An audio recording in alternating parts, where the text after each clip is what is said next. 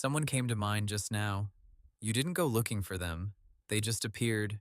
And if you're being honest with yourself, there's a reason this topic pulled you in.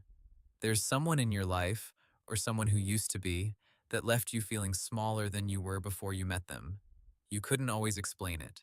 You still might not be able to. But something was off. Something was always just slightly off. That feeling is data, and this video is going to teach you how to read it. Most people think manipulation looks like control, like someone loud and obvious pulling strings in plain sight. But the people who are actually good at it, the ones who do real damage, don't look like that at all. They look like the most understanding person in the room. They look like someone who finally gets you. They come in through the door you left open because you were lonely or tired or just wanted someone to be real with for once. And by the time you realize what happened, you're already defending them to other people. Here's how it actually works. Skilled manipulators don't start with control. They start with data collection. The early stage of any manipulative relationship feels unusually good, unusually seen. They ask questions most people don't ask. They remember details. They reflect your own values and language back at you in a way that feels like deep connection. Psychologists call this mirroring, and in normal human interaction, it happens naturally and unconsciously. But when it's deliberate, it's a mapping process. They are building a model of what you need, what you fear, and where your edges are. Not because they care, because they're identifying the access points. The first real signal is what happens when you don't give them what they want. Not a big ask, something small. A boundary, a mild disagreement, a moment where you put yourself first. Watch what happens in the micro expressions, in the tone shift, in the sudden coldness that appears and then disappears so fast you wonder if you imagined it. You didn't imagine it. That flicker is the real person showing you the terms of the relationship. Agreement is rewarded, resistance is punished, and the punishment is subtle enough that you end up adjusting your behavior without ever having a conversation about it. The second signal is the gradual erosion of your outside relationships. It rarely looks like jealousy. It looks like concern. They worry about that friend of yours. Something about them seems off. They point out patterns in your family that you've never noticed before. They reframe your existing relationships as problems until you're spending more and more time running your social life through their interpretation.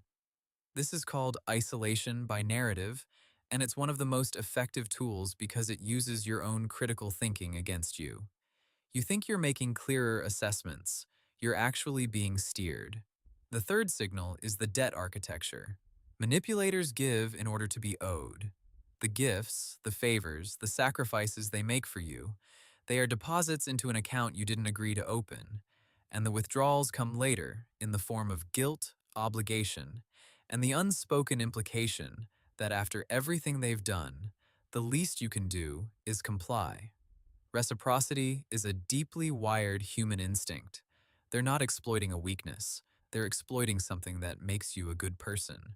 What happens when none of this gets recognized is a complete recalibration of your internal compass. Over time, your sense of what's normal, what's reasonable, what you deserve shifts to match the environment they've created around you. You stop trusting your own instincts because your instincts have been consistently reframed as overreactions. You become easier to manage, and the version of you that comes out the other side of a long-term manipulative relationship often doesn't recognize itself, not dramatically, just quietly, in the way you hesitate before stating an opinion, or apologize for things that aren't your fault, or feel guilty for wanting something. The framework I want to give you is called the three mirrors. It's a pattern recognition tool, not a weapon. You use it on any relationship that leaves you feeling consistently unclear about yourself. Mirror 1, energy audit. After spending time with this person, do you feel more like yourself or less? Not happy or unhappy? More or less like yourself? That distinction matters. Mirror 2, resistance response. Think of the last time you mildly disagreed with or said no to this person. What happened in the 24 hours that followed? Not the dramatic version, the subtle one, the silence, the reframing, the way the atmosphere shifted. Mirror 3, narrative mapping. List the people in your life you've grown closer to since this person arrived and those you've grown distant from. If the distance column is longer, you're not becoming clearer. You're being narrowed. You don't need to confront anyone after this. You don't need to make any sudden moves. You just need to see clearly. Because manipulation only works in the dark. The moment you name the pattern loses most of its power.